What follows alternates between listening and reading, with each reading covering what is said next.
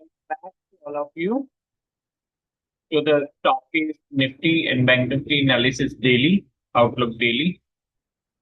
इसको हम प्रोवाइड करते हैं रेगुलर बेसिस पे। इसमें डिस्कशन होता है मार्केट से रिलेटेड, क्या सेंटिमेंट्स हैं, क्या प्राइस एक्शन है मार्केट में, और किस तरह से चीजें चल रही है मार्केट में, और नेक्स्ट अपकमिंग डेज में पोजिशनली या कल मार्केट में कैसे मूवमेंट्स रह सकते हैं। ऐसी न्यूज़ेस को भी हम लोग एक्सप्लोर करने की कोशिश करते हैं जो कि प्रोबेबली सेंटिमेंट्स को चेंज कर सकती है या सेंटिमेंट्स को अफेक्ट कर सकती है। ठीक है, तो let's start the discussion for tomorrow. ठीक है, कैसा था आज का मार्केट? सबसे पहले थोड़ा सा ब्रीफ नॉलेज ले लेते हैं अपन, और कैसे हमने उसको डील किया, क्या मार्केट था आज, क्या हमारी अप्रोच थी। तो जैसा कि अगर आपने कल का हमारा एनालिसिस देखा होगा, आउटलुक देखा होगा इन द वीडियो फॉर्म और इन द रिटन फॉर्म, तो आप लोगों को एक चीज वहां पर नजर आई होगी कि जो हमारा प्राइमा फेसी एक्सपेक्टेशन था फॉर द सेंसेक्स एक्सपायरी, है ना, तो हमने एंटिसिपेट किया था कि as Nifty expiry this could be muted tone, in muted tone. ठीक है, तो ये एक्सपेक्टेशन क्यों था? क्योंकि प्राइस एक्शन देख के और ओआई डेटा का वो देखकर एक एस्टिमेट्स, या एक आप ऐसे कह सकते हैं कि बिहेवियरल, हमने जो प्रैक्टिकल होता है, जो एक्सपीरियंस होता है, उसके हिसाब से एंटिसिपेट किया था। और आज ऐसा ही हुआ मार्केट में। तो क्या था हमारा डिस्कशन? 25 के आसपास था कि 25 के is the most important crucial point. ठीक है, कल क्या था हमारा कि अगर ऊपर स्टे करता है, इंटेंसिव इसको बुलिश इंटेंसिटी मिलती है, तो मार्केट जो अपने लेवल्स हैं 200 का 400 का पोजिशनली था, एंड इंट्राडे के लिए था 25,040 80 एंड 140। ठीक है, तो यहाँ तक मूव कर सकते हैं हम। और इन केस अगर डाउन साइड जाता है तो हमने 980 का ब्रेक लगाया था, और उसके हिसाब से देखा था कि भाई हमारे रिस्पेक्टिव वो क्या हो सकते हैं। अब आज डिस्कशन में ज्यादा कुछ खास था नहीं। मार्केट ने एक लेवल पे आकर 25 के ऊपर आकर पूरे दिन बस वहीं पर होल्ड किया। अपसाइड की इंटेंसिटी नहीं दिखी। इवन 25,040 का 25 के ऊपर टारगेट आज भी हिट नहीं हुआ। अगर आप प्रैक्टिकली देखेंगे तो टारगेट तो आज भी हिट नहीं हुआ 25,040 का। कल 35 का हाई लगाया था, आज 37 का हाई लगाया। ठीक है ना, तो ये पूरे दिन मार्केट में आज ये था। तो इसलिए कोई ज्यादा पोस्ट किया भी नहीं मैंने, सिर्फ एक ही पोस्ट किया था इन द मॉर्निंग। उस पोस्ट में ये लिखा था, फर्स्ट पोस्ट में, कि भाई 25 के पे जा रहा है, इंपॉर्टेंट लोकेशन है। यहाँ से तीन सिनेरियो बनते हैं। क्या सिनेरियो बनते हैं? या तो वॉलेटाइल हो जाएगा 25 के पे जाके। ठीक है, वॉलेटाइल मतलब 25 के आसपास, जैसे कल के दिन हमने देखा था। कल तो खैर अच्छा खासा डाउन साइड फॉल भी दिया था उसने, एक अपॉर्चुनिटी भी क्रिएट करके दी थी। लेकिन वॉलेटाइल का मतलब कि 25 के कभी ऊपर जा रहा है, कभी नीचे आ रहा है, उसको वॉलेटिलिटी बोलेंगे। और can make proper BO from 25 के अपसाइड। या तो प्रॉपर बीओ वहां पे बना लेगा 25 के अपसाइड, लेकिन इंटेंसिटी होनी चाहिए अपसाइड के टारगेट सेट करने के लिए। एटलीस्ट बुल्स डोमिनेंट दिखाए वहां पर, है ना। तो सिर्फ 25 के ऊपर बेस बनाने से फायदा नहीं है, वहां पे इंटेंसिटी भी तो दिखनी चाहिए मोर अपसाइड जाने की। ठीक है, और या फिर थोड़ा सा रिट्रेस हो सकता है यहाँ पर 25 के पे, और फिर ट्राई कर सकता है सेवरल अटेम्प्ट्स में 25 को अपसाइड बीट करने का। इस मैसेज में सुबह के मॉर्निंग डिस्कशन में हमारा ये भी था कि व्हाट कैन बी निग्लेक्टेड। एक एक जो एनालिसिस पार्ट था वो ये भी था कि हम क्या चीज निग्लेक्ट कर सकते हैं इस शार्प करेक्शन फ्रॉम हियर। ठीक है, इस sharp correction from here, that means ऐसा मार्केट में प्राइस एक्शन से, ओआई डेटा से फील नहीं हो रहा था कि यहाँ से शार्प करेक्शन मार्केट लेगा। कल हमने बात की थी कि कुछ पॉजिटिव ट्रिगर्स थे हमारे पास में। ठीक है, वीडियो में हमने बात की थी कि समहाउ कुछ पॉजिटिव ट्रिगर्स मार्केट में दिख रहे हैं, लेकिन वो फुली ऑपरेटेड नहीं है, है ना। जैसे जीएसटी वाली न्यूज पॉजिटिव ट्रिगर थी। ठीक है, जीएसटी वाला, और एक जो यूएस के साथ में जो ट्रेड ट्रीटी का जो हमारा वो था, फिच ने जो हमारी रेटिंग्स बढ़ाई थी, है ना। तो ये एक डेफिनेट ट्रिगर नहीं था मार्केट के लिए। ये भी हमने डिस्कस किया था कि डेफिनेट ट्रिगर क्यों नहीं है। ये थोड़ी सी श्रिम न्यूज थी, है ना, तो इसका एनालिसिस पार्ट अपन ने किया था कि डेफिनेट ट्रिगर नहीं है, इसलिए अपसाइड मोमेंटम अभी भी क्वेश्चनेबल है। 25 के ऊपर मार्केट कैसा बिहेव करता है, सस्टेन कर पाता है नहीं कर पाता है, पहला क्वेश्चन तो ये। सेकंड क्वेश्चन, अगर सस्टेन करता है तो कैसा बिहेव करता है, वो हमारे पास में वो था। चलो, ये तो आज का तो कोई ज्यादा खास था नहीं मार्केट। आई थिंक आज ऑप्शंस बायर्स के लिए कुछ भी नहीं था सेंसेक्स एक्सपायरी की वजह से। और मार्केट बस वो 25 के आसपास टिका हुआ था, सपोर्ट ले रहा था, मल्टीपल सपोर्ट्स वहां पे विजिबल हैं आपको। तो जब अपसाइड मूवमेंट ही नहीं तो अपन ने एक बार टारगेट सेट कर लिया, उसके आगे क्या डिस्कस करें, है ना। और डाउन साइड में भी मूवमेंट नहीं है, वहां पर भी अपन ने अपना इमीडिएट सपोर्ट लगा रखा है, तो उसको क्या डिस्कस करें। बस मार्केट ने वहीं पे थोड़ा सा म्यूट करके और खत्म कर दिया मार्केट। अब क्या, ठीक है, ये तो आज की स्टोरी हो गई अपनी। अब आगे क्या रहने वाला है, प्राइस एक्शन तो अपन टेक्निकली डिस्कस करेंगे। पहले कुछ ऐसी न्यूज़ेस पे अपन जो अभी हिट में है या जो मार्केट को अफेक्ट कर सकती है उसको थोड़ा सा डिस्कस कर लेते हैं, ठीक है ना। दो इंपॉर्टेंट चीज है जो आज हम डिस्कस करेंगे, है ना। दो इंपॉर्टेंट चीज क्या हो सकती है। सबसे पहली जो इंपॉर्टेंट चीज है वो है कि रुपीज ने आज अपना फ्लैश रिकॉर्ड लो बनाया है, रुपीज 88.44 पर यूएसडी। ठीक है, फ्लैश लो है रुपीज का। जब से टैरिफ वाली प्रॉब्लम अराइज हुई है तब से मतलब रुपीज का इंटेंसिव फॉल चालू है। ठीक है, तो मार्केट पे प्रेशर बनता है रुपीज के इंटेंसिव फॉल से। डेफिनेटली मार्केट पे प्रेशर बनता ही, नेगेटिव है मार्केट के लिए रुपीज का फॉल। क्यों होता है, ठीक है ना। थोड़ा सा क्या है कि अपन सिर्फ आउटलुक पे बात नहीं करके थोड़े फंडामेंटल्स पे भी बात करते हैं, थोड़ी सी उन चीजों पे भी बात करते हैं जो हमको लगती है कि आपके लिए अंडरस्टैंड करना, उस चीज को समझना बहुत जरूरी है, ठीक है ना। तो थोड़ा सा हो सकता है कि वीडियो अपना 2 5 10 मिनट ज्यादा बड़ा हो जाए, लेकिन ये चीजें अगर धीरे धीरे स्टेप बाय स्टेप समझ में आएगी तो वो आप लोगों के लिए बेटर है। रुपीज लो होती है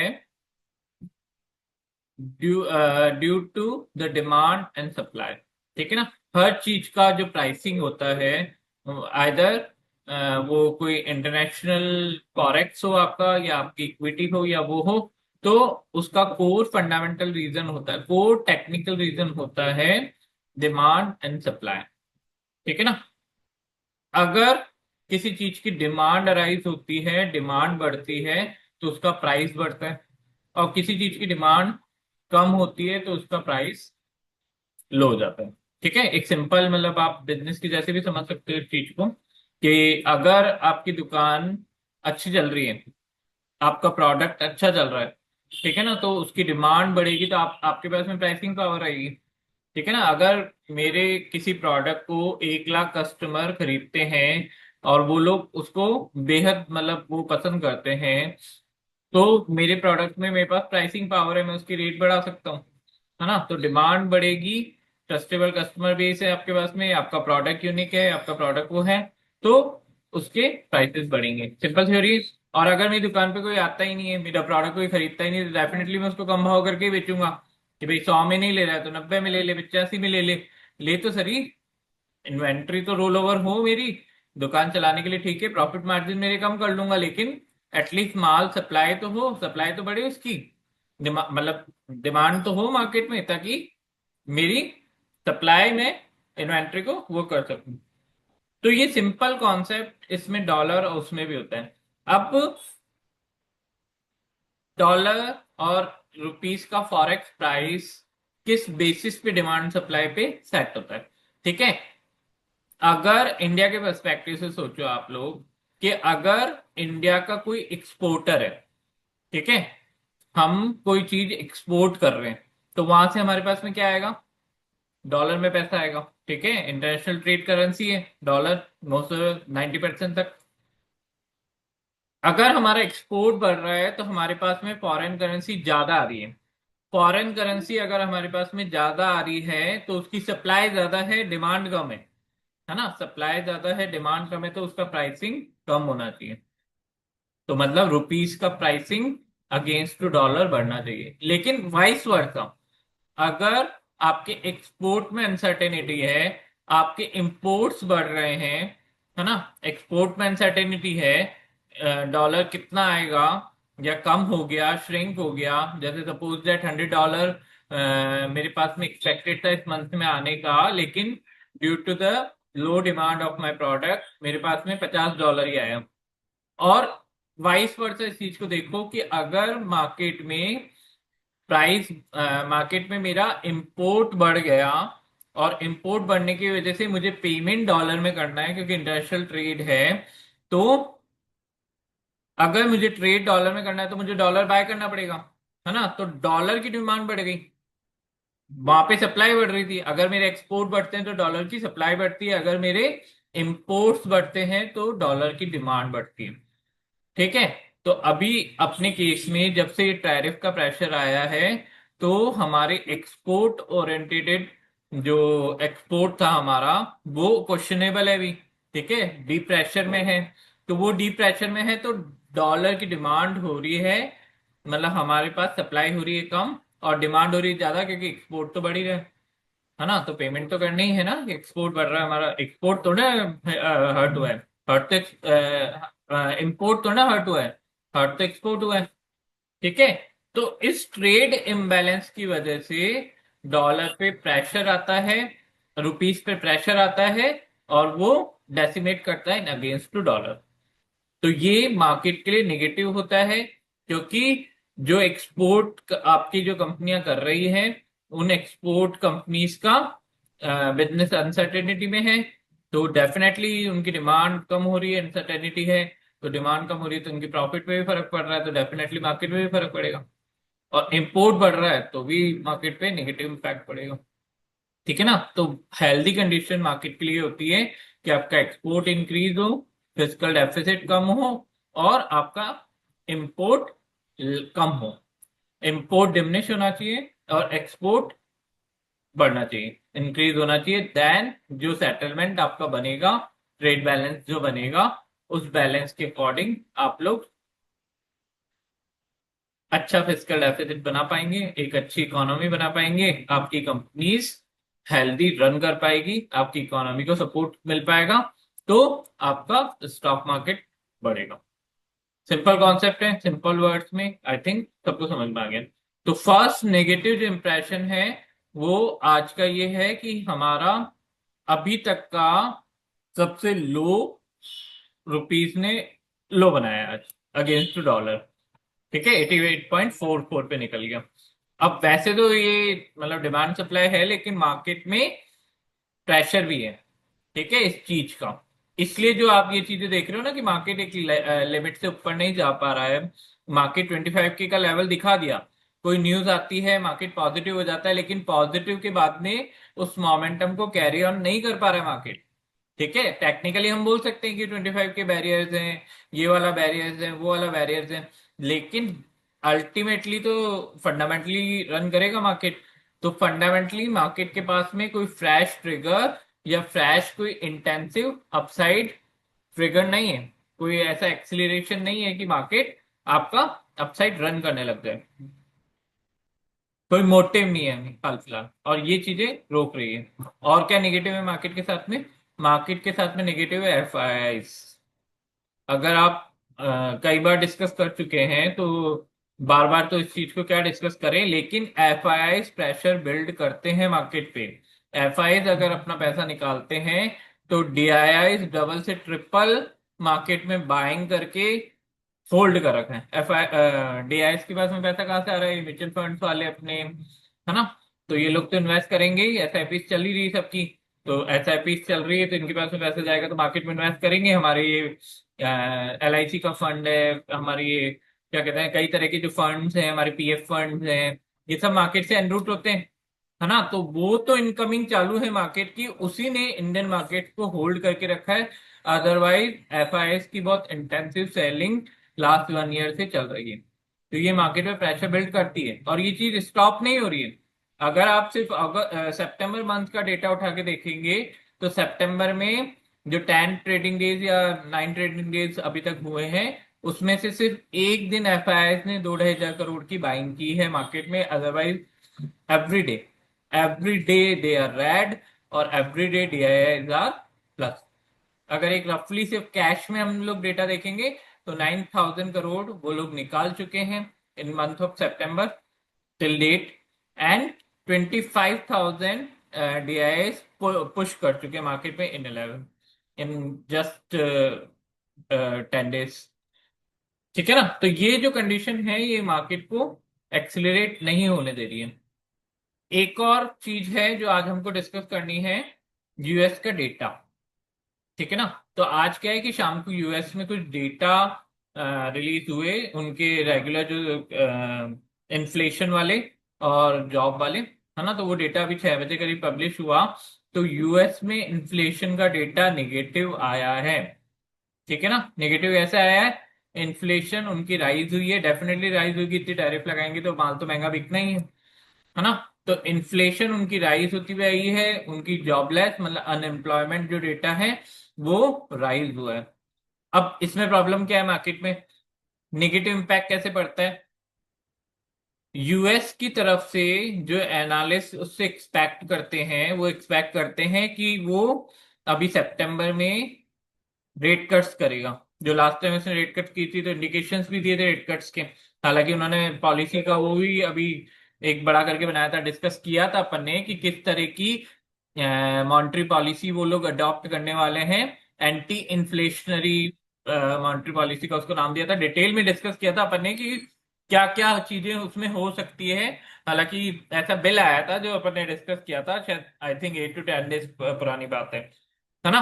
तो रेट कट एक्सपेक्टेड है, इवन एनालिस्ट एक्सपेक्ट करते हैं या मार्केट एक्सपेक्ट करता है कि in this year of 2025 two rate cuts US की तरफ से होने चाहिए, एक तो सितंबर में और एक एंड ऑफ द ईयर के पहले पहले, है ना। लेकिन अब इन्फ्लेशन डेटा बढ़ गया आपका, इन्फ्लेशन डेटा बढ़ गया तो डेफिनेटली वहां प्रॉब्लमेटिक होगा उनके लिए रेट कट करना, है ना। तो यहां से मार्केट की एक्सपेक्टेशन वापस हिट होती है, तो ये चीज भी निगेटिव है। इस चीज को देखना पड़ेगा कि मार्केट इस चीज को कैसे रिएक्ट करते हैं, क्योंकि ये डायलेमा सिचुएशन हो गई। उनके इन्फ्लेशन राइज हो रहा है तो रेट कट्स के लिए रूम नहीं है ना। नेगेटिव है रेट कट के लिए, इन्फ्लेशन राइज होता है तो रेट कट कैसे करेंगे, इन्फ्लेशन का मतलब है प्राइसेस बढ़ रही है। तो इन्फ्लेशन को कर्व करने के लिए तो मनी सप्लाई कम करनी पड़ेगी, मतलब रेट बढ़ानी पड़ेगी। ठीक है ना, ये मतलब बहुत ज्यादा इसको अगर डिटेल में ना समझे, ये अगर सिंगल लाइन इस चीज को समझे, तो inflation is directly proportionate to rates. Inflation बढ़ेगा, रेट बढ़ानी पड़ेगी for diminishing the money supply. Inflation कम होगा तो मनी सप्लाई को बढ़ाना पड़ेगा, मतलब रेट कट्स करनी पड़ेगी, तो मनी सप्लाई बढ़ेगा, मनी सप्लाई बढ़ेगा तो डिमांड बढ़ेगी, डिमांड बढ़ेगी तो आपकी इकोनॉमी को सपोर्ट मिलेगा, है ना। कंजप्शन बढ़ेगा, डिमांड बढ़ेगी, कंजप्शन बढ़ेगा, मनी सप्लाई बढ़ेगी।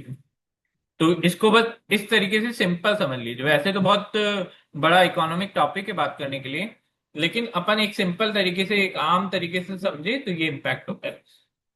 तो इसका भी हल्का सा नेगेटिव इम्पैक्ट हमको देखने को मिल सकता है। शाम को 6 बजे डेटा आया है, कल मार्केट रिएक्ट करेंगे इसके ऊपर।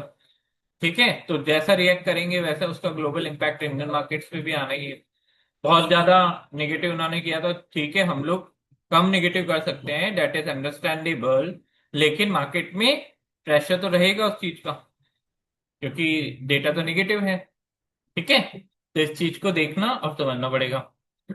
और क्या टॉपिक है जो मार्केट में अफेक्ट कर सकते हैं, और किस चीज के बारे में बात कर सकते हैं। ठीक है, ट्रेड का तो अपने को पता ही है कि ठीक है, ऑप्टिमिज्म तो है, लेकिन वो फ्लोर पे कहाँ है अभी प्राइसेस, अभी तो हाल फिलहाल तो 50% टैरिफ एप्लीकेबल है ही यूएस की एक्सपोर्ट्स पे, हमारे गुड्स पे। ठीक है ना, तो वो एप्लीकेबल होगी जब आपकी मतलब करंटली तो चल ही रहा है ना 50%, वो हटा तो नहीं। एक पॉजिटिव होप ये है कि दोनों नेशंस ट्रेड डील पे डिस्कस करने वाले हैं, दोनों की तरफ से पॉजिटिव फ्लैग्स रन हुए हैं कि भाई हम लोग ट्रेड नेगोशिएशन कंटिन्यूइंग है हमारा, और बहुत जल्दी एक डील को क्रैक कर देंगे हम लोग। ठीक है, तो ये सिर्फ एक्सपेक्टेशन वाली बात है, तो बहुत ज्यादा पॉजिटिव इसको ले नहीं सकते। कल भी अपन ने इस चीज की बात की थी कि एक्सपेक्टेशन ऑप्टिमिज्म है, लेकिन इसको बहुत ज्यादा पॉजिटिव हम लोग कंसिडर नहीं कर सकते। एफपीआई का प्रेशर अपन ने डिस्कस कर ही लिया, कंटिन्यूसली पुलिंग कर रहे हैं मार्केट से। जीएसटी वाला इम्पैक्ट है तो वो देख ही लिया मार्केट ने, जीएसटी को बहुत ज्यादा पॉजिटिव नहीं लिया है मार्केट ने, उसके बारे में अपन डिस्कस कर चुके हैं। बस यही चल रहा है मार्केट। चलो, ये तो हो गए अपने टॉपिक्स। अब क्या डिस्कस करें अपन?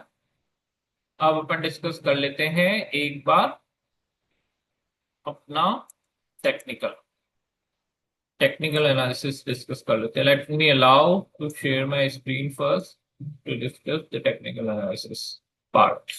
Okay, my screen visible to all? Positional तो क्या बात करें, वो सेम टू सेम इज जो रोज अपन डिस्कस कर रहे हैं, वो सेम टू सेम कंडीशन है ही। पोजिशनल ट्रेंड लाइन ब्रीच हो चुकी है, ऑल इमेज से ऊपर है, पुल बैक है ना मार्केट के पास में। इंपॉर्टेंट लेवल 25K पे मार्केट सरवाइव कर रहा है 2 दिन से, यहाँ पर ही मार्केट इसके आसपास ही क्लोज कर रहा है। तो ट्रिकी है 25K मार्केट को ब्रीच आउट करना। अब समझते हैं। ठीक है, तो इसमें कोई चेंजेस नहीं है, आप पुराने वीडियोस देखो, अभी तक वही अप्रोच है। कन्विक्शन है अपसाइड का, 25 के फर्स्ट लेवल था, मार्केट ने टच करके दिखा दिया। सेकंड लेवल हमारे लिए 25,200 है और 25,400 है। इस पे जैसे मार्केट रिएक्ट करेगा उसके हिसाब से थ्योरीज बनाई जाएगी। प्राइमा फेसी मेरा है कि मार्केट यहाँ से साइडवेज जाना चाहिए, है ना। प्राइमा फेसी मेरा एनालिसिस है, उसके रेशनल्स भी मैंने आपके साथ में डिस्कस किए हैं कि एनालिसिस मेरा क्यों है कि मार्केट यहाँ से साइडवेज जाना चाहिए। एक टेरिटरी पकड़ के मार्केट बहुत क्लोज टेरिटरी में ट्रेवल करना चाहिए। और कुछ अमेंडमेंट होता है तो करेंगे डिस्कस। अभी अपन इंट्राडे का डिस्कस कर लेते हैं। 25K पे देखा, ये इस चीज की बात अपन स्टार्टिंग में कर रहे थे कि मार्केट ने होल डे हर कैंडल में विके, हर कैंडल में विके। ठीक है, 25K पे सर्वाइव करने के लिए मार्केट ने पूरी ताकत लगा दी आज।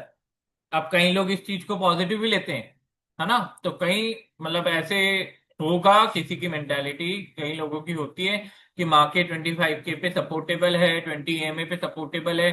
मतलब हमारी जो टेक्निकल थ्योरीज कह रही है कि मार्केट यहाँ से बाउंस करेगा, है ना।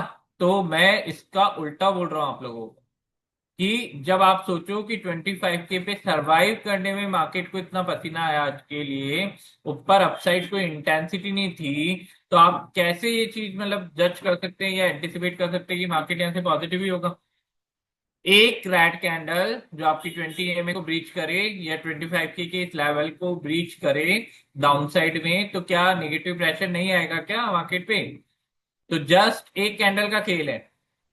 इस चीज को आप इस तरीके से समझो कि ये मल्टीपल सपोर्ट जो मार्केट ने आज पूरे दिन टेस्ट किए 25K पे, सिर्फ मार्केट का जो इंटेंशन था, मार्केट मेकर्स का इंटेंशन था वो मार्केट को 25K के ऊपर सरवाइव कराना था। अगर ये सरवाइव करता है तो अपसाइड देखना पड़ेगा कि कितना इंटेंसिव होके जाता है। और मैक्सिमम प्रोबेबिलिटीज हैं कि इतनी विक्स के बाद में ये यहाँ पर सरवाइव नहीं कर पाए, क्योंकि थ्रेट है अगर एक निगेटिव कैंडल यहाँ से बनी रेड कैंडल तो वहीं से मार्केट कॉलेप्स करना चालू कर देगा, क्योंकि मार्केट सरवाइव नहीं कर पा रहा। मार्केट मेकर्स को दिख रहा है ना कि 25K के ऊपर सरवाइव करने में कितना पसीना आ रहा है ना। तो दैट मीन्स बोलते हैं अपनी पूरी ताकत लगा दी। तो अब फ्रेश एनर्जी तो वो ला नहीं सकते, ला सकते हैं कोई ट्रिगर हो तो, मैं उस चीज को निगलेक्ट नहीं कर रहा, लेकिन एक प्राइमा फेसी एक अप्रोच बता रहा हूँ आपको कि डाउन साइड का प्रेशर मार्केट के ऊपर बहुत ज्यादा है आज के दिन। कल के दिन मूवमेंट्स भी देखने को मिल सकते हैं, है ना। क्यों मिल सकते हैं? क्योंकि मार्केट म्यूटेड है, 2 दिन से डेफिनेट मूवमेंट नहीं दे रहा है। 25K के आसपास बार बार टेस्ट करके, है ना, 25K के आसपास बार बार मार्केट रिएक्ट करने की कोशिश कर रहा है। अगर मार्केट यहाँ पे सरवाइव नहीं कर पाया, डबल टॉप आपको यहाँ पे दिख सकता है, इजीली विजिबल है डबल टॉप इस चार्ट में। अगर मार्केट यहाँ पर सरवाइव नहीं कर पाया तो मार्केट इंटेंसिवली कॉलेप्स भी हो सकता है। इस चीज को हमको समझना जरूरी पड़े कल के लिए। ठीक है, अब क्या अप्रोच रहेगी कल के दिन हमारी? कॉशियस तो रहते ही है, रहनी भी चाहिए इस टाइप के मार्केट में। 980 का आप मान के चलो आपका इमीडिएट, हाँ 980, ओके, 980 को हम लोग कंसिडर करेंगे हमारा इमीडिएट सपोर्ट। अगर मार्केट यहाँ से डाउनफॉल लेता है, यहाँ से वापस क्रैश करता है 980 से, तो जो फर्स्ट लेवल है वो रहेगा हमारे लिए 920, द लो दिस। ठीक है, तो फर्स्ट लेवल रहेगा 920, 920 के बाद में सेकंड लेवल रहेगा 880, 880 भी क्रॉस करता है तो 800 का प्रेशर मार्केट में दिखेगा। फॉल होगा, बड़े लेवल से फॉल होगा तो मार्केट बहुत जल्दी ये फॉल आपको दिखा सकता है, ट्रेंड लाइन ब्रीच भी होगी। ठीक है, समझ गया सारी कंडीशन। अगर मार्केट यहाँ से स्लिप हुआ तो मतलब मार्केट में और मारना है। दो अटेम्प्ट पहले कर चुका है ये सरवाइव करने के, अगर नीचे आता है तो थर्ड अटेम्प्ट में मार्केट को बहुत दिक्कत आएगी 25 के ब्रीच करने में, है ना। तो उसके बाद में चारा के बचता है मार्केट के पास में, फिर डाउन साइड फॉल करने का बचता है। तो इस चीज को समझना जरूरी है। सेकंड चीज, अगर मार्केट यहाँ से इन हाउ एनी हाउ अगर यहाँ से सस्टेन करने में कामयाब रहा तो 25,040 को हम लोग इमीडिएट रेसिस्टेंस कंसिडर करेंगे, क्योंकि पॉजिटिव इंटेंट मार्केट का इसके ऊपर ही दिखेगा। दो टॉप इसके आसपास मार्केट बना चुका है, तो जब इसको ब्रेकआउट देगा मार्केट तब हम मान सकते हैं कि नेक्स्ट जर्नी इसकी 25,080, 140 और 200 की तरफ होगी रिस्पेक्टिवली। ठीक है ना, तो ये लेवल्स हैं अपसाइड के, ये लेवल है डाउन साइड के, ये सारी चीजें अपन ने डिस्कस कर ही ली। 2 दिन वीकेंड है, कल फ्राइडे है। वीकेंड्स पे जनरल टेंडेंसी ये है मार्केट की कि कहीं ना कहीं मार्केट वीकेंड्स पे पहले थीटा डी के, है ना, जब से ट्यूसडे की एक्सपायरी हुई है तो थीटा डी के फ्राइडे को होता है। जो वीकेंड्स का जो असर है आपका वो फ्राइडे को मार्केट उस चीज को वो करता है ना। तो कल के दिन थीटा डीके की प्रॉब्लम रहेगी थोड़ी सी। इन केस अगर मार्केट न्यूट्रल रहा तो वापस थीटा टिक्की की वजह से प्रॉब्लम क्रिएट कर सकता है। ठीक है, ऐसा होता है ना कि भाई सिंगल किसी 40-50 रेंज पे चल रहा है और थीटा टिक्की की वजह से हमारी कॉल की पुट की प्राइसेस डाउन हो रही है। ठीक है ना, तो इस चीज को कंसिडर करना। अभी जनरल टेंडेंसी तो ये है, इसकी वो देख लेते हैं अपन प्राइसिंग क्या है।